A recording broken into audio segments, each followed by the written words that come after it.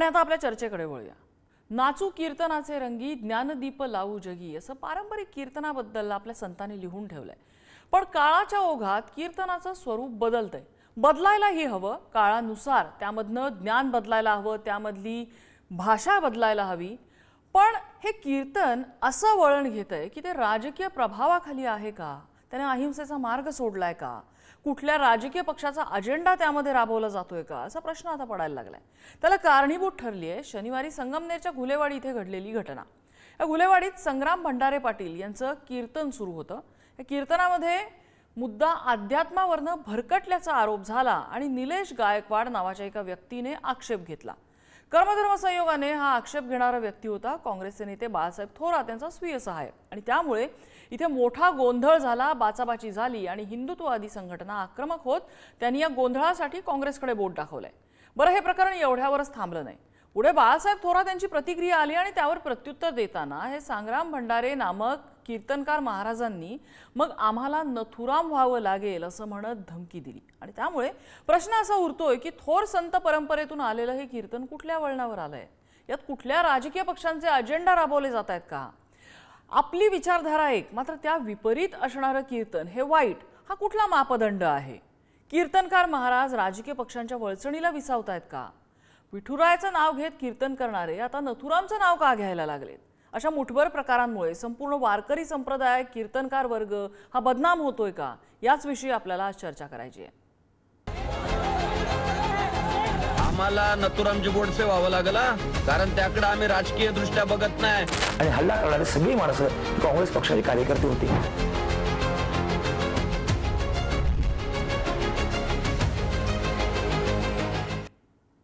आणि या चर्चेत आपल्यासोबत सहभागी होत आहेत श्यामसुंदर सोन्नर, कीर्तनकार आहेत, वारकरी आहेत आणि कीर्तनातून संविधानाचं ज्ञान दिलं पाहिजे हा विचार त्यांनी समोर ठेवलेला आहे। त्याचबरोबर काँग्रेसचे प्रवक्ते हनुमंत पवार आहेत आणि शिंदेंच्या शिवसेनेतील धर्मवीर आध्यात्मिक सेनेचे प्रदेशाध्यक्ष अक्षय महाराज भोसले आपल्यासोबत आहेत। आपण चर्चेला सुरुवात करण्यापूर्वी या सगळ्या प्रकारानंतर बाळासाहेब थोरात यांची काय प्रतिक्रिया आली आणि त्या प्रतिक्रियेवरती हे जे संबंधित महाराज आहेत, संग्राम महाराज, त्यांनी नेमकं काय कशा प्रकारे ही धमकी दिलेली आहे आपण ऐकूया। हरिनाम सप्ताह ज्यावेळेस असतो त्यामध्ये वारकरी संप्रदायाचे विचार मांडण्याचं ते व्यासपीठ आहे, आपले संतांचे विचार मांडण्याचं ते व्यासपीठ आहे। याच्या काही मर्यादा सुद्धा आहेत, याचे काही पथ्य आहेत आणि त्यामध्ये पथ्य हेच आहे की राजकारण इथे नको, कारण इथे सर्व राजकीय पक्षाचे आपण एकत्र व्यासपीठावर येत असतो, एक बंधुभावाचं वातावरण तिथे निर्माण होत असतं। असं असताना कालचे महाराज, जे कोणी तथाकथित महाराज होते, त्यांनी तिथे राजकारण सुरू केलं, राजकारण भाषण सुरू केलं। थोडा विरोध तर नागरिक साहजिकपणे करणार आहे, तो विरोध सुद्धा अत्यंत शांततेच्या पद्धतीनं ते विरोध करत होते, हे आपण लक्षात घेतलं पाहिजे। बाळासाहेबजी थोरात संगमनेर मधील घुलेवाडीच्या कीर्तनात जे दोन मनोरुग्ण, त्यात तुमचा एक पीए आणि दुसरा पीएचा मामा, यांनी कीर्तनात भरपूर त्रास दिला। मला वाटलं ते दोघच मनोरुग्ण आहे, पण आजचा तुमचा हा व्हिडिओ बघून मला तुमच्यावर सुद्धा संशय यायला लागलाय। आपण देखील तपासण्या करून घ्या साहेब, कारण घुलेवाडीच्या कीर्तनामध्ये मी राजकारणावर बोललेलाच नाहीये। आणि जर छत्रपती शिवाजी महाराजांनी अब्दुल्ला फाडला याला जर तुम्ही राजकारण म्हणत असाल तर बाळासाहेब थोरात, आम्हाला नथुरामजी गोडसे व्हावं लागला, कारण त्याकडे आम्ही राजकीय दृष्ट्या बघत नाही, आम्ही त्याच्याकडे महाराष्ट्राच्या अस्मितेच्या दृष्टिकोनातून बघतो, हिंदू धर्माच्या दृष्टिकोनातून बघतो। आणि याच चर्चेमध्ये मी सुरुवातीला जाणार आहे अक्षय महाराज भोसले यांच्याकडे। अक्षय महाराज, ह्या सगळ्या प्रकारामध्ये आता ते महाराज नेमके काय बोलले, कुठल्या मुद्द्यावर आक्षेप घेतला आहे काही मला समजू शकलेलं नाही। तुम्हाला जर त्याची माहिती असेल तर त्याबद्दल प्रकाश तुम्ही नक्की टाका। पण अशा प्रकारे आम्हाला नथुराम व्हावं लागेल, कुठले महाराज, कुठले कीर्तनकार अशा प्रकारची धमकी देतात आणि कशी वकिली करायची याची?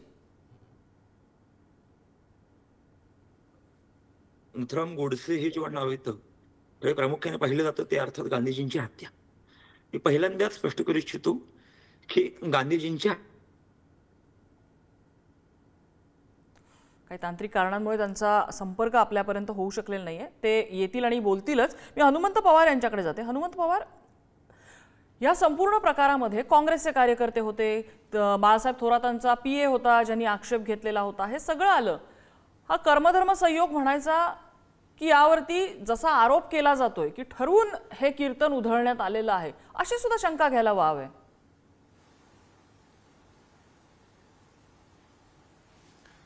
नम्रताजी, महाराष्ट्रामधला वारकरी संप्रदाय आणि साधू संतांची शिकवण ही काय कोण्या एक दोन व्यक्तीची मिराशी मालकी असण्याचं कारण नाही. तुम्ही आम्ही सगळे साधू संतांच्या वारकरी शिकवणीवर मोठे झालेले आहोत. आज आता या क्षणाला आपण चर्चा करतोय. रात्री 2 कीर्तनामध्ये बाळासाहेबजी थोरात श्रोता म्हणून उपस्थित होते. आजही एका अखंड हरिनाम सप्ताहामध्ये ते जाऊन त्यांनी हरिकीर्तन ऐकलेलं आहे.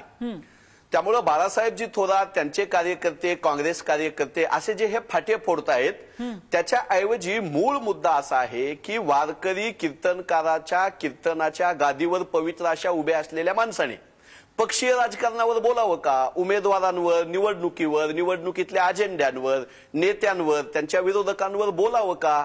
इथं वारकरी संप्रदायातले सोन्नर महाराज बसलेले आहेत, ते जास्त मार्गदर्शन करतील की वारकरी कीर्तनकारांसाठीची जी आचारसंहिता आहे त्या आचारसंहितेच्या पलीकडे जर कोण जात असेल तर हरी कीर्तनामध्ये श्रोता म्हणून बसलेली लोक प्रश्न विचारणार. मी इथं अभिमानानं सांगतो की कुठल्याही वारकरी कीर्तनामध्ये कुणीही व्यत्यय आणता कामा नये, हे चूकच आहे. पण ते कीर्तन असलं पाहिजे, ते वारकरी कीर्तन असलं पाहिजे. त्याच्या पलीकडचं जर काय बोलत असतील, त्या गादीचा, त्या परंपरेचा, त्या शिकवणीचा गैरवापर जर कोण कीर्तनकार करत असतील तर महाराष्ट्रामधले श्रोते हरी कीर्तन ऐकत असताना प्रश्न विचारतील. म्हणून मारहाण केली म्हणून कांगावा करायचा, गाडी फोडली म्हणून खोटं सांगायचं, माझ्यावर हल्ला झाला म्हणून खोटं सांगायचं, साप खोट आहे असं काहीही झालेलं नाही. तुम्ही उमेदवारांवर बोलताय, विधानसभेतल्या पराभव विजयावर बोलताय, तुम्ही अजेंड्यांवर बोलताय राजकीय पक्षाच्या, आणि दुर्दैवानं सत्ताधाऱ्यांच्या बोलताय. असं असल्यानंतर जर श्रोत्यांनी प्रश्न विचारला तर कीर्तनकारांनी स्वतःच्या अंगावर घ्यावं. तो व्यक्तिदोष आहे, ते कोण भंडारी नावाचा महाराज आहे त्याचा व्यक्तिदोष आहे.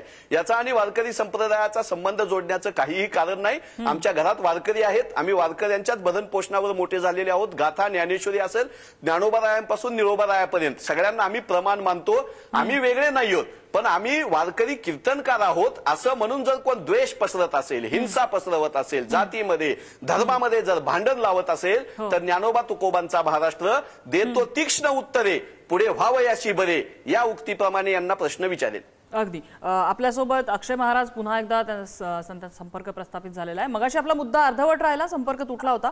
मुद्दा पूर्ण करा. विशेषतः जो आक्षेप घेतला जातोय की गाडी फोडली, मारामारी झाली, राजकीय पक्षांची भलामण या कीर्तनकारांनी केली, असे जे आरोप केले जात आहेत, कारण बाकी फार कुणाला माहिती नाही कीर्तनात नेमकं काय झालेलं होतं ज्याच्यावरती आक्षेप घेण्यात आलेला होता. आणि अशा प्रकारे धमकी देणं, हे मारहाण केल्याचे आरोप करणं आणि राजकीय अजेंडा राबवल्याचा आरोप होतोय.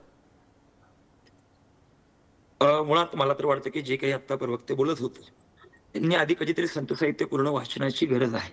आपण वारकरी परंपरेचे असायला याविषयी माझं दुमत नाही आहे. कधीतरी आपण संत साहित्य वाचलं तर त्यात असं म्हटलंय, मुख्य ते हरिकथा निरूपण, दुसरे ते राजकारण, तिसरे ते सावधपण सर्व विषय.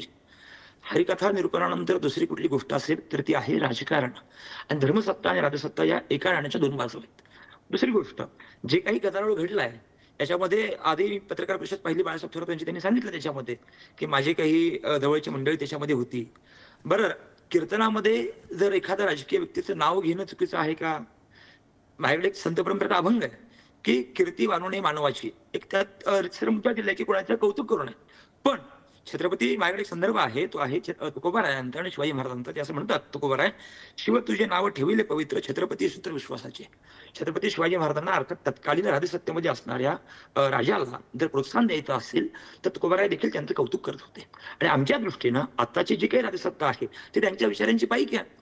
बरं, एक आणि मग असा मुद्दा जो पहिला आपण सगळ्यात मांडला तो आधी मी क्लिअर करू इच्छितो की नथुराम गोडसेंचं त्यांनी जर नाव घेतलं असेल तर ते नाव घेण्यामागे नेमकी त्यांची काय भूमिका आहे एकतरी त्यांना प्रत्यक्ष विचारलं पाहिजे. पण शिवसेना धरून आध्यात्मिक सेना असेल किंवा वारकरी संप्रदाय म्हणून आम्ही कधीही गांधीजींच्या हत्येचं समर्थन करत नाही. एक. दुसरं, चालू कीर्तनामध्ये उभं राहणं, कीर्तनकाराकडे हातवारे करणं, त्याला शिवीगाळ करणं, आता मी जी काही माहिती उपलब्ध करून घेतली तर सर्वाधिक पहिल्यांदा आक्षेप घेणारा मी होतो की संबंधित व्यक्ती हा बाळासाहेब थोरातांचा स्वीय सहाय्यक होता. हे कधी कळालं की त्या ठिकाणी जेवढ्या लोकांनी गदारोळ केला ती सगळी मंडळी काँग्रेसची होती आणि त्याचे पुरावे माझ्याकडे आहेत. इतर बसलेल्या कोणत्याही माणसाला त्याविषयीचा आक्षेप नव्हता. मग यांनाच का आक्षेप असावा? तर याचं एकच कारण आहे की त्या कीर्तनामध्ये जे काही संबंधित कीर्तनकार आहेत, श्री संग्राम बापू यांनी काही राधाकृष्ण विखे पाटील असतील किंवा तिथले आमदार जे असतील, अमोल खताळ, अण्णांची नावं घेतली. दुर्दैवानं त्यांनी काहीतरी तिथे धर्मसत्तेकरता मदत केली आहे, काही कार्य केलं, त्यांचं कौतुक केलं, बिघडलं काय? आणि त्याचा कुठेतरी मनामध्ये आपण विचित्र विचार ठेवून मग आपण यांना काहीतरी हाणामार केली पाहिजे, यांच्यावरती काहीतरी शिवीगाळ केली पाहिजे, त्याच्यातनं याची सुरुवातच मुळात काँग्रेसच्या कार्यकर्त्यांनी केली आहे.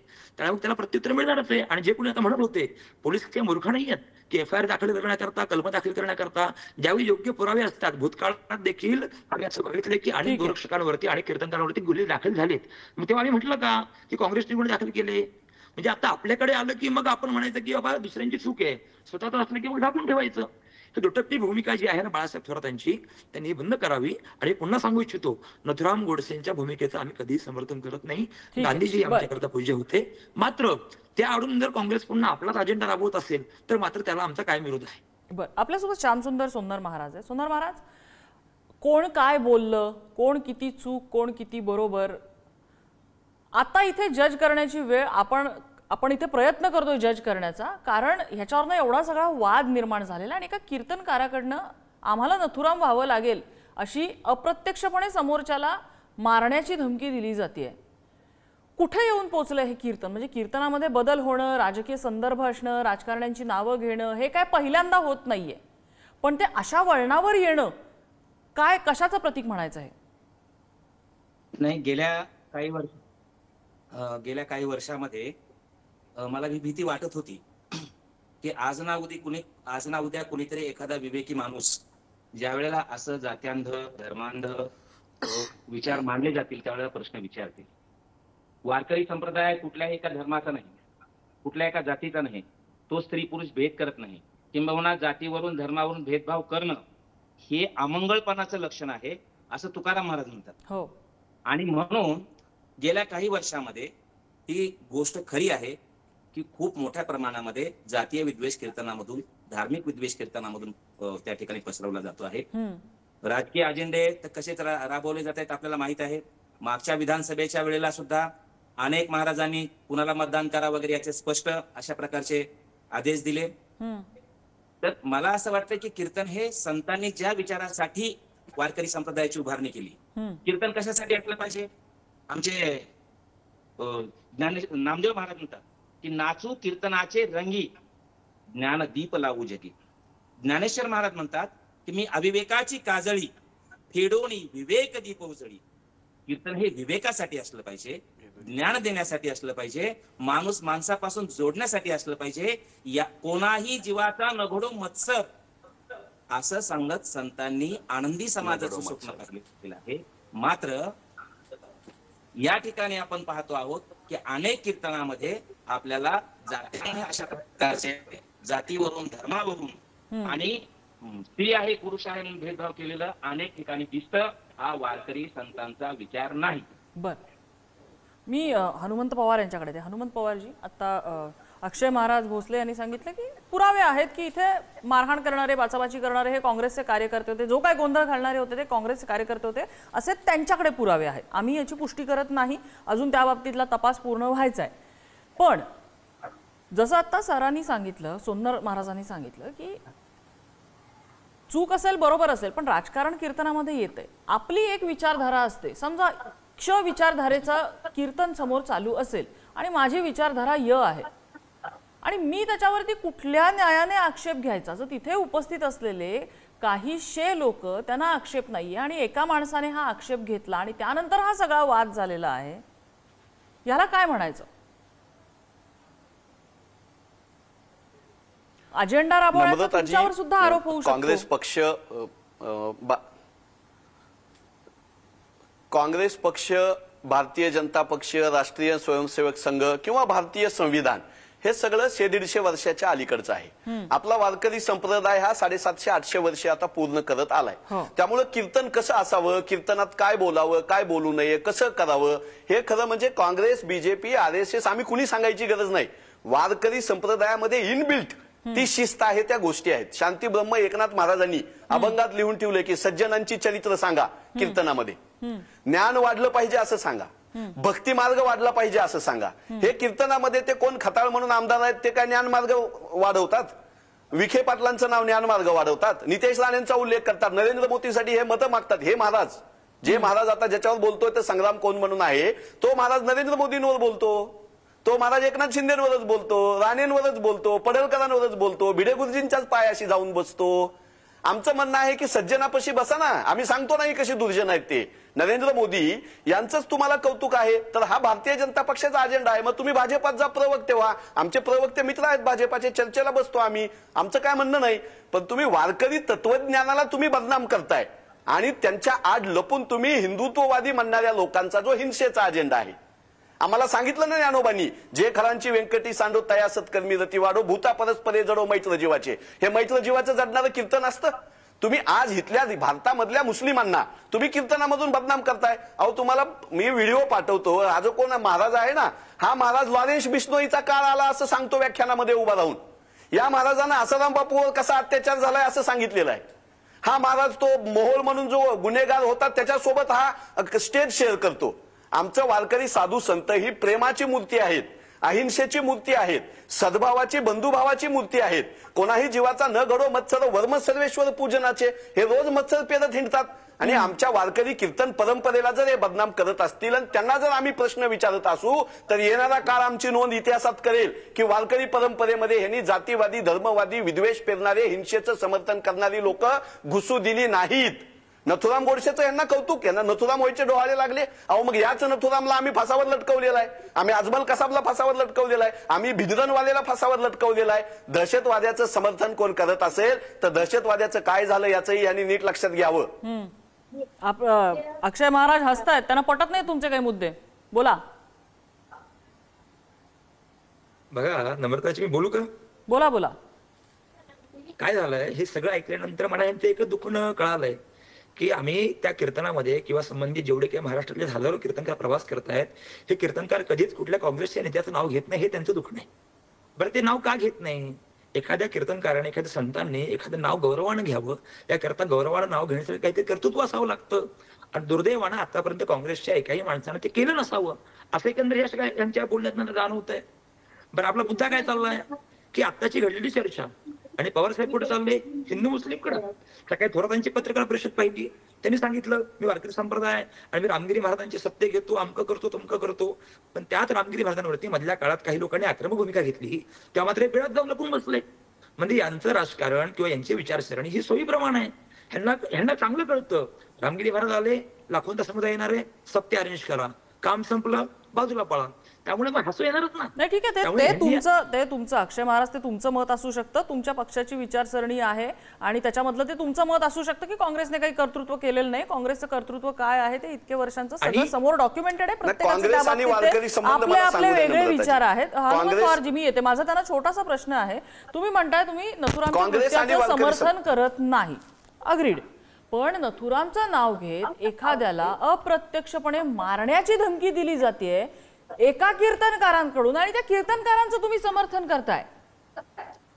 हे पहा, मगाशी तुम्हाला म्हटलं मी की मी आधी मुद्दा क्लिअर करून टाकला की गांधीजींच्या हत्येचं समर्थन करू शकत नाही, कोणी करू शकत नाही. आणि तो करत असेल त्याला इथे राहण्याचा अधिकार नाहीये.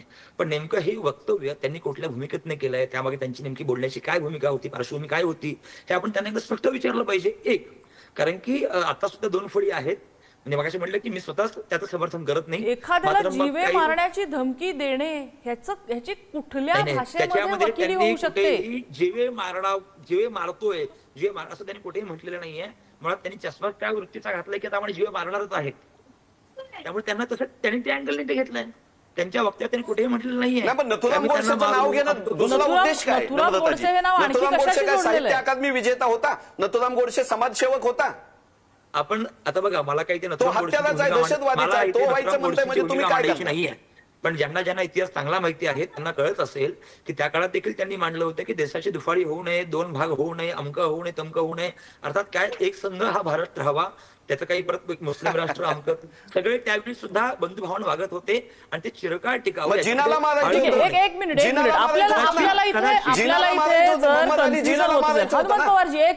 आपल्याला इथे जर कन्फ्युजन होत असेल ना, तर आपण त्या महाराज नेमके काय म्हणालेत ना हे आपण पुन्हा ऐकूया, त्यांचा आवेश ऐकूया, त्यांचं बोलणं नेमकं काय आहे ते ऐकूया आपण. पीसीआर प्लीज तो महाराजांचा बाईट पुन्हा एकदा चालवा. बाळासाहेबजी थोरात संगमनेर मधील घुलेवाडीच्या कीर्तनात जे दोन मनोरुग्ण, त्यात तुमचा एक पीए आणि दुसरा पीएचा मामा यांनी कीर्तनात भरपूर त्रास दिला. मला वाटलं ते दोघच मनोरुग्ण आहे, पण आजचा तुमचा हा व्हिडिओ बघून मला तुमच्यावर सुद्धा संशय यायला लागलाय. आपण देखील तपासण्या करून घ्या साहेब, कारण घुलेवाडीच्या कीर्तनामध्ये मी राजकारणावर बोललेलाच नाहीये. आणि जर छत्रपती शिवाजी महाराजांनी अब्जुल्ला फाडला याला जर तुम्ही राजकारण म्हणत असाल तर बाळासाहेब थोरात आम्हाला नथुरामजी गोडसे व्हावं लागलं, कारण त्याकडे आम्ही राजकीय दृष्ट्या बघत नाही. आम्ही त्याच्याकडे महाराष्ट्राच्या अस्मितेच्या दृष्टिकोनातून बघतो, हिंदू धर्माच्या दृष्टिकोनातून बघतो. अक्षय महाराज, मला सांगा यातून वेगळा काय अर्थ निघणार आहे? आम्हाला नथुराम व्हावं लागेल, वेगळा काय अर्थ निघणार आहे? मी आता पूर्ण तुम्ही सांगितलं, पुन्हा एकदा ऐकलं ते. त्याच्यामध्ये त्यांनी पुन्हा एकदा शेवटचं वाक्य तुम्ही ऐकलं का, की हिंदुत्वाच्या अनुषंगाने ते बोलत होते. आणि त्यावेळी त्यांनी तो संदर्भ नथुराम गोडसे दिला. त्यांचा संदर्भ निश्चित चुकलेला आहे देताना, मी याचं कधी समर्थन करणार नाही. मात्र त्यांची त्यामागची बोलण्याची भूमिका जी होती ती अर्थात आज जे काही कीर्तनामध्ये येऊन त्यांनी हल्ले केलेत, कीर्तनामध्ये येऊन त्यांनी माणसं पेरली आहेत, प्रसंतांवरती हल्ले होत आहेत, म्हणजे एका दृष्टीनं तत्सम काळामध्ये हिंदुत्वाच्या विरोधामध्ये जी भूमिका त्यांनी घेतली होती त्या भूमिकेचं आम्ही समर्थन करत नाही, असं त्यांचा म्हणण्याचा एक आवेश होता. त्यामुळे याला काहीतरी वेगळं वळण लावून आणि थेट हत्येपर्यंत नेणं हा अत्यंत केविलपणा प्रयत्न मला वाटतोय. त्यामुळे याच्यामधनं काहीतरी त्यांची हत्या करायची, खून करायचंय, अमकं करायचंय, असे कयास सगळे समोरच्यांनी मानलेत. महाराजांचं असं त्याच्यामध्ये काही म्हणणं नाही की मला त्यांची हत्या करायची आहे, मारायची आहे. ठीक आहे सुंदर महाराज, माझी वेळ संपत आलेली आहे. मला सुंदर महाराज तुमच्याकडनं ही शेवटची कॉमेंट हवी आहे. कीर्तनामध्ये जर नथुराम गोडसे येत असेल तर आपण कुठल्या दिशेने चाललोय? नाही, कीर्तनामध्ये नथुराम गोडसे काही तसा पहिल्यांदा आलेला नाही. कीर्तनामध्ये नथुराम गोडसे मानणारे अनेक महाराज महाराष्ट्रामध्ये आहेत आणि अख्खं कीर्तन नथुराम गोडसेवर करणारा सुद्धा एक महाराष्ट्रामध्ये महाराज आहे. त्याचं नाव आहे चारुदत्त आफळे. यांनी संपूर्ण गांधीजी कसे वाईट होते आणि नथुराम गोडसे कसा चांगला होता असं कीर्तन केलेलं आहे. ही विचार वारकरी संप्रदायामध्ये पेरण्याची प्रक्रिया गेली अनेक वर्ष सुरू आहे आणि त्याकडे काही लोकांनी जाणीवपूर्वक दुर्लक्ष केलं, काही लोकांनी अध्यात्माशी आमचा काही संबंध नाही म्हणून दुर्लक्ष केलं आणि त्यामुळे वारकरी संतांचा जो अहिंसावादी विचार आहे, जो शांततामय विचार आहे, जो भेदाभेद न करणारा विचार आहे, स्त्री पुरुष समानतेचा विचार आहे, तो गाडून त्या ठिकाणी असा हिंसक विचाराच्या प्रवृत्ती वाढलेल्या आहेत आणि हे वारकरी संप्रदायाला अत्यंत वेगळ्या वळणाकडे घेऊन जाणार आहे. आणि म्हणून वारकरी कीर्तन परंपरेमधल्या जाणकारांनी ज्येष्ठांनी पुढे येऊन ह्या ज्या अशा परंपरा आहेत त्याच्यावर काहीतरी निर्बंध आणले पाहिजेत. आणि ते आणले नाहीत तर लोक, मग सुरुवातीला म्हटल्याप्रमाणे, लोक आता शहाणे झालेले आहेत. ज्या वेळेला कीर्तन सोडून संत विचार सोडून कुणी बोलायला लागेल त्यावेळेला लोक विचारतील. मी तर दुसरी विनंती करणार आहे सगळ्या महाराष्ट्रातल्या कीर्तन संयोजकांना की तुम्ही जसं व्याख्यान झाल्यानंतर त्या व्याख्यानावरच्या मांडलेल्या मुद्द्यावर प्रश्नोत्तर करण्याची एक परंपरा आहे, तशी आता याच्या पुढे कीर्तन झाल्यानंतर कीर्तनकाराने मांडलेल्या विषयावर प्रतिप्रश्न विचारण्याची, त्याच्यामधल्या शंका विचारण्याची परंपरा सुरू झाली पाहिजे. आणि मला खात्री आहे की अशी जर परंपरा सुरू झाली तर महाराष्ट्रातले 30-40% कीर्तनकार तरी घरी बसतील. बरं, आपल्याकडे ही वारकरी परंपरा एक नक्की आहे, मात्र समर्थांचं एक वाक्य मला त्याच्यावर सुंदर महाराज तुम्ही थोडासा प्रकाश टाका. स्वय शस्त्र देशाचा हाती धरावे, चिटावे रिपुला रणीवा मरावे. हे जे समर्थांचं वाक्य आहे तो विचार धरून जर कीर्तन होत असेल तर त्याचं काय म्हणायचं? तो चुकीचा म्हणायचा विचार? मी काय तुम्हाला म्हणालो की कीर्तन हे आनंदी समाज निर्माण होण्यासाठी असलं पाहिजे, भेदाभेद न करणार असलं पाहिजे, माणसामधलं प्रेम वाढवणार असलं पाहिजे. आणि म्हणून तुकाराम महाराज म्हणतात की तुम्हाला मी पूजा सांगतो, पूजेचं टेक्निक सांगतो, पूजेचं वर्म सांगतो. पूजेचं वर्म काय आहे तर कोणाही जीवाचा नघडो मत्सर, वर्म सर्वेश्वर पूजनाचे. इथे विठ्ठलाच्या म्हटलं नाही, महादेवाच्या म्हटलं नाही, अल्लाच्या म्हटलं नाही, येशूच्या म्हटलं नाही, तर ज्याचा जो ईश्वर असेल त्याच्या पूजेचं वर्म काय असेल तर कोणाही जीवाचा मत्सर घडू नये. आणि ती जर भूमिका कीर्तनात मांडली तर खऱ्या अर्थानं मला वाटतंय की ते कीर्तन असेल माणसाला माणसापासून तोडणारं, द्वेष पसरवणारं हे कीर्तन असू शकत नाही. ही संतांची परंपरा नाही. आपली वेळ संपलेली आहे. मला वाटतं बरेच याच्यावरती मुद्दे बोलण्यासारखे आहेत की कीर्तनकार राजकीय पक्षांच्या वळचणीला खरंच जात आहेत का, जात असतील तर त्यांच्या वक्तव्यामधनं येणारी गोष्ट, त्यांच्या प्रत्येक राजकीय पक्षांच्या असलेल्या आघाड्या, त्यामधनं होत असणारा राजकीय अध्यात्म, ह्या सगळ्याला काय म्हणायचं, आपण कुठल्या दिशेने चाललो हा एक प्रश्न असतो. अर्थात ती प्रत्येकाची आपापली विचारसरणी आहे. मात्र या विचारसरणीचा पाठलाग करत असताना झालेल्या अशा काही गोष्टींमध्ये जर नथुराम गोडसे सारख्या व्यक्तीचा संदर्भ येऊन समोरच्याला धमकी दिली जात असेल, जीवे मारण्याची धमकी जर दिली जात असेल, तर कुठेतरी विचार करायची गोष्ट आहे की आपण कुठल्या दिशेने चाललोय. चर्चेसाठी आपल्याला सगळ्या मान्यवरांनी वेळ दिला. सगळ्यांचे आभार. आजचा धुळा इथेच थांबतोय.